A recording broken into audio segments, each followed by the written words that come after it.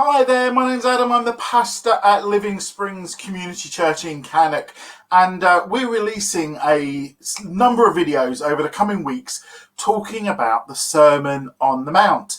Some of you may know what that is, but it's an exciting message brought by Jesus right at the start of his ministry. And the purpose of this video today is just to set the scene. So we're going to answer 5 questions, and we've got 5 slides to share with you this morning. So the first one is, who recorded the Sermon on the Mount? Who wrote about the Sermon on the Mount? Well, we find the Sermon on the Mount in Matthew's Gospel, and it was written about 60 AD.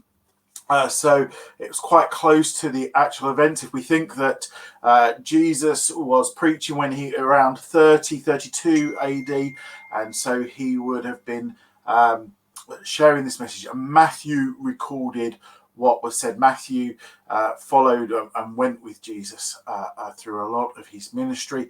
And Matthew was primarily writing to a Jewish audience, and we see that in the language used by Matthew. He would often write about the kingdom of heaven rather than the kingdom of God, but he would mean the same thing. And so when were the events recorded in the Sermon on the Mount taking place? And I just forgot to say that the Sermon on the Mount can be found in Matthew chapter 5, and it runs through to the end of chapter 7. So these events, when were they taking place? Well, they were at the start of Jesus's public ministry. He had just been baptized and had started preaching the good news of the kingdom of God. He had spent 40 days in the wilderness being tempted by Satan, and he came out of that time, started to preach, and then this was kind of his first big discourse, or big kind of message recorded in the Gospel of Matthew. Where did the events recorded take place? Well, in the region of Galilee. That's kind of an area. Jesus had gone to live in an area called in a town called Capernaum, but it was in the region of Galilee, and crowds had travelled to see Jesus from all around that area. That region is thought to have been a very diverse area, probably only made up of about 50% Jewish people, and the rest a mixture of other nationalities. And so it was a very cosmopolitan area. And what was being taught in this sermon? Well, Jesus was teaching what it meant to live as a follower of Jesus, as someone who is in the kingdom of God. And this was central to Jesus's teaching. He was teaching about the kingdom of God.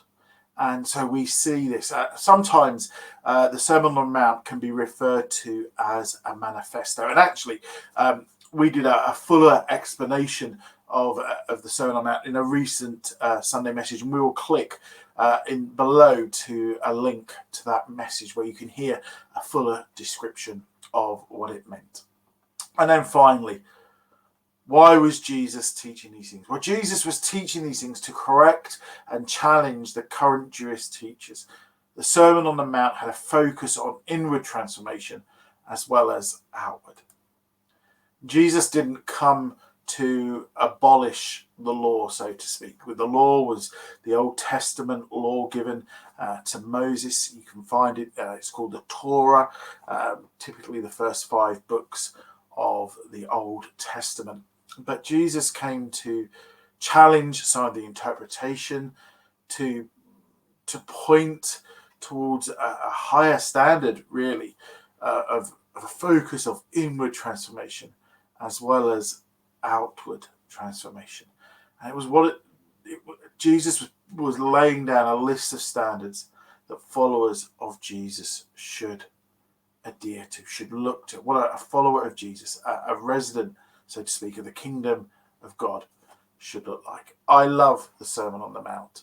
I think it stands as a bedrock for Christians, and I would encourage you, if you've just become a Christian, to really look at it and absorb it.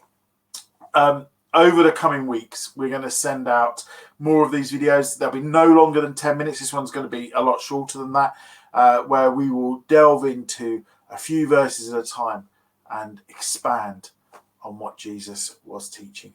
Please do like this video. Please comment. Please share it. Have a great rest of your day, whatever you're doing. God bless.